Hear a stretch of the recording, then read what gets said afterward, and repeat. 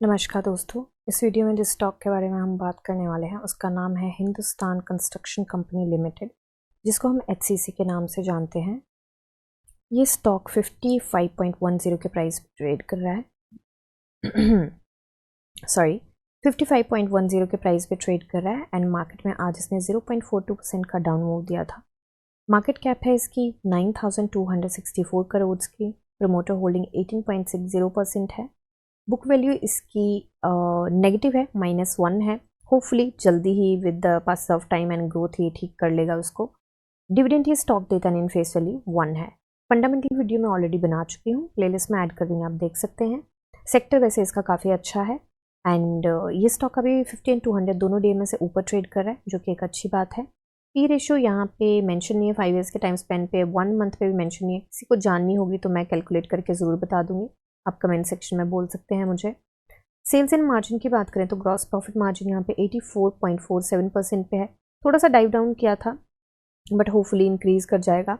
Sales quarter on quarter increase करी थी, जो कि एक अच्छी बात है। एंड आज एक न्यूज़ आई है, यहाँ पे अपडेटेड नहीं है वो, इसका रिजल्ट आने वाला है, उस न्यूज़ को आगे हम डिस्कस करेंगे।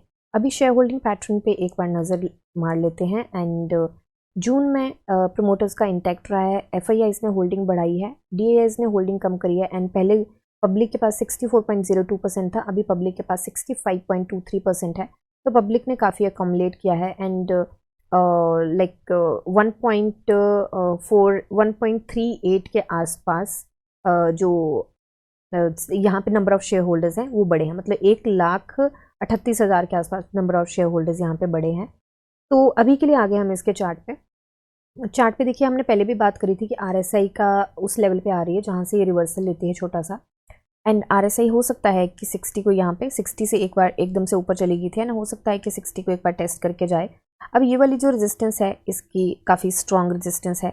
एक बार इसको हम करके देखते हैं वीक्स पे, और वीक की कैंडल को भी एनालाइज करते हैं।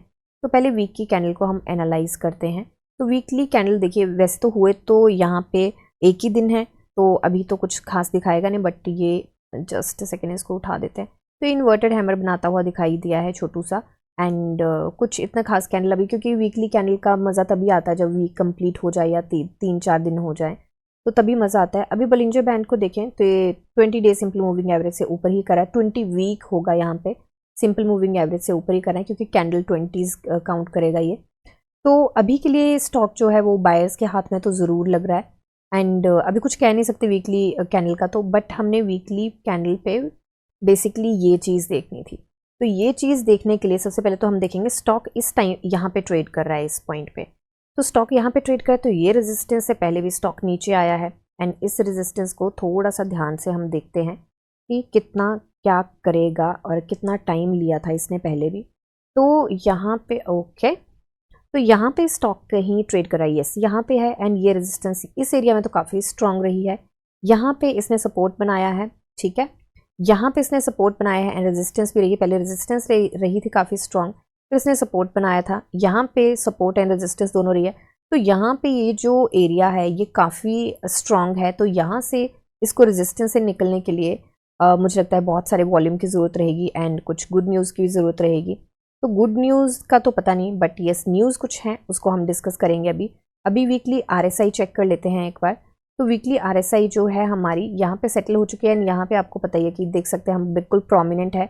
यहाँ पे हॉल्ट लेती है, या तो नीचे जाती है ये करेक्ट होने, या तो फिर यहाँ से अगर ऊपर चलेगी तो ये वाला सिनेरियो जब बनता है तो हमें काफ़ी अच्छे मूव देखने को मिलते हैं। अदरवाइज ये यहीं पे क्रॉल करती रहती है एंड इसके ऊपर नहीं जाती है, मतलब 70 से ऊपर तो ये RSI नहीं जाती है अगर ये वाला सिनेरियो होता है तो, ठीक है। तो अब देखते हैं 70 से ऊपर जाती है तो क्या करती, कमाल करती है, क्योंकि काफ़ी अच्छे मूव देखने को मिले अगर 70 से ऊपर ये गई है तो, ठीक है। अभी के लिए चलते हैं डेज के चार्ट पे हम।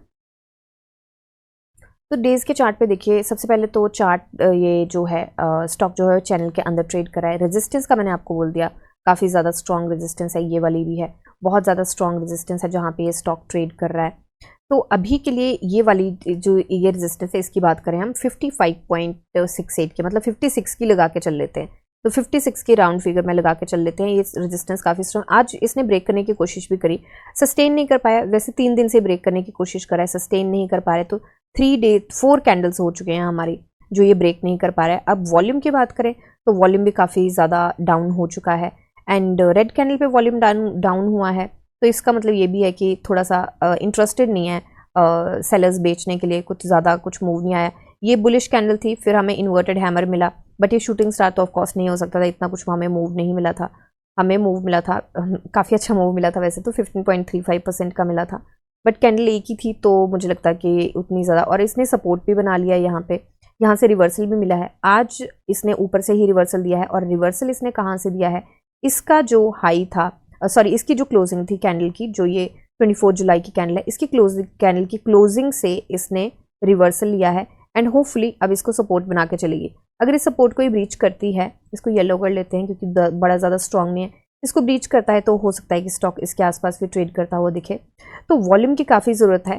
तो अभी के लिए एक बार चलते हैं बीएससी पे। बीएससी पे देखिए इसका जो प्राइस बैंड है वो 20% का है एंड न्यूज़ आई है आज, और वो न्यूज़ क्या है, तो न्यूज़ ये है कि मंडे को 5 अगस्त को मुंबई में इनकी मीटिंग होने वाली है जब रिजल्ट अनाउंस होगा, और ये फंड रेज करने की सोच रहे हैं, raising of funds by way of issuance of equity shares through QIP या फिर QIP subject to the such regulatory approvals as may be required. तो यहाँ पे इन्होंने ये नहीं बताया कितने का फंड रेज करने का सोच रहे हैं, बट फंड रेज करने का सोच रहे हैं। अगर ये फंड रेज करने का सोच रहे हैं दैट मीन्स कुछ ना कुछ इनकी कंपनी में चल रहा है जिसके कुछ ऑर्डर्स हैं या कुछ हैं, तो जिसके लिए इनको फंड की ज़रूरत पड़ रही है, क्योंकि ऐसे तो कोई फंड रेज फ्री फंड में करेगा नहीं कि ओके चलो ठीक है कर लेते हैं मज़े मारने के लिए। तो क्योंकि क्या होता है कि जब ऑर्डर्स आते हैं तो आपको पूरे के पूरे पैसे नहीं मिलते हैं, आपको एडवांस कुछ % मिलता है एंड कॉन्ट्रैक्ट साइन होता है, MOU साइन होता है, जो भी डॉक्यूमेंट जिस भी कंपनी के जो भी नॉर्म्स रहते हैं वो सिग्नेचर होते हैं एंड उसके बाद ऑर्डर आप बनाने लग जाते हो और जो कंप्लीशन के लिए होता है वो करने लग जाते हो एंड प्रोसेसिंग में लग जाते हैं, और फिर उसके बाद डिलीवरी भी आता है। ये कई बार कुछ ऐसे भी प्रोसेस होते हैं जिसमें हाफ वे में आता है कि जितना जितना जैसे स्लैब्स होते हैं कि 40% प्रोडक्ट बन गया तो अगेन 20% और पेमेंट, फिर 60% प्रोडक्ट बन गया तो 20% और पेमेंट, तो ये भी होती हैं पेमेंट स्लैब्स भी होती हैं, बट अगर उनको वो ना हो तो डिलीवरी के टाइम पे आपको पेमेंट मिलती है, तो वो चीज़ भी है यहाँ पे। तो मुझे लगता है कि उन सारी चीज़ों को ध्यान में रखते हुए शायद इनके पास कोई ऑर्डर है या कुछ तो हो रहा है जिसके लिए इनको फंड रेज की ज़रूरत पड़ रही है। ठीक है, तो अभी के लिए चलते हैं इसके चार्ट पे। तो देखिए ये 5 को रिजल्ट आने वाला है, ये एक सही न्यूज़ है, मंडे को आने वाला है, तो मुझे लगता है कि नेक्स्ट वीक जो है वो भाग सकता है ये स्टॉक, सॉरी नेक्स्ट वीक नहीं इसी week I am so sorry, इसी वीक ये भाग सकता है स्टॉक, क्योंकि अभी 4 ट्रेडिंग डेज हैं एंड उसके बाद 3rd and 4th की छुट्टी है और 5th को मंडे है, तो 5th को इनका रिजल्ट आने वाला है। तो देख भी लेते हैं, एक बार देख लेते हैं कि ये मार्केट में देंगे, मार्केट के बाद देंगे ये रिजल्ट। तो मैं ये कैलेंडर चेक कर रही थी एंड मुझे अभी तक ये अपडेट होता हुआ दिख नहीं रहा है, because I searched HCC, I searched Hindustan construction company, तो अभी तक ये अपडेट नहीं हुआ है। जैसे अपडेट हो जाएगा तो हम ठीक है नेक्स्ट वीडियो में, कल की वीडियो में देख लेंगे। तो अभी एंट्री पॉइंट से अगर बात करें फ्रेश एंट्री की, ट्रेडिंग व्यू ने यहाँ पे बाई का दिया है, बट मुझे लग रहा है कि यहाँ पे थोड़ा सा दुविधाजनक है स्थिति। तो अगर या तो 2 शर्तों पे बाई का यहाँ पे बन सकता है, या तो ये स्टॉक बहुत अच्छे तरीके से यहाँ से निकल के इसके ऊपर का कैंडल दे दे, इसके ऊपर सस्टेन कर जाए 56 के ऊपर सस्टेन कर जाए तो, और उसके बाद हमें मूव मिले तो मतलब कंफर्मेशन कैंडल मिले तो, अदरवाइज मार्केट में वॉल्यूम के ऊपर ध्यान रखना पड़ेगा, क्योंकि वॉल्यूम एकदम से स्पाइक अप कर जाता है। यहाँ पे वॉल्यूम 58.7 मिलियन का था, यहाँ पे 46 पॉइंट समथिंग मिलियन का है, तो वॉल्यूम एकदम से स्पाइक अप भी कर जाता है, तो वो उसको भी ध्यान में रख के चलना पड़ेगा। अगर स्पाइक अप करता है तो एंट्री बनाई जा सकती है, क्योंकि एक ही दिन में 15% के मूव भी दे जाता है। तो अभी के लिए मुझे लगता है कि ये वाले टारगेट जो हैं जो हम लेके चले थे मंथ एंड के, मुझे लगता है कि इनको थोड़ा सा रिवाइज करना पड़ेगा। मंथ एंड के 2 ट्रेडिंग डेज बचे हैं, मुझे ये थोड़ा सा अनरियलिस्टिक लग रहे हैं अभी अचीव करते। वैसे करने को तो कर सकते हैं अगर मूव मिल गया, बट फिर भी मुझे थोड़ा सा दुविधाजनक लग रहे हैं। तो लेट्स जस्ट से कि ये टारगेट इतने प्रॉमिसिंग नहीं है एंड टारगेट को इसको इंटैक्ट रखते हैं अभी के लिए, एंड कल की कैंडल एक बार देख लेते हैं कि क्या बनता है, उसके बाद हम इसको टारगेट को रिवाइज करेंगे। एंड मंथ एंड का अब रिजल्ट का कैसा आता है क्या होता है तो उसके बाद ही पता चलेगा, तो मंडे को फिर से हमें टारगेट लेने पड़ेंगे। तो तब के लिए चलो एक काम करते हैं, ये तो ठीक है, इस ट्रेडिंग वीक के पूरे के टारगेट लेके चलते हैं। ये टारगेट लेके चलते हैं हम सेकंड तक के, कि रिवाइज क्या करने, 2 अगस्त तक के टारगेट लेके चलते हैं। मंथ यहाँ पे वीक कंप्लीट हो जाएगा एंड 2 ट्रेडिंग डेज भी हमारे ऐड हो गए एंड उसके बाद हम एनालाइज कर लेंगे थोड़ा सा एंड रिजल्ट की क्या संभावना लग रही है, और तो वो भी देख सकते हैं। अब एक चीज़ मैं यहाँ पे मेंशन ज़रूर करना चाहूँगी कि रिजल्ट की जो संभावना की मैंने बात करी, एकदम से मेरे दिमाग में हिट किया कि ये ना यहाँ पे फंड रेज करने की सोच रहे हैं। तो एक चीज़ बहुत प्रोमिनेंट है यहाँ पे, इनका रिजल्ट अच्छा आया है तो ये मुझे लग रहा है फंड रेज करने की सोच है। अगर रिजल्ट अच्छा नहीं आया होता तो शायद ये फंड रेज करने का नहीं सोचते।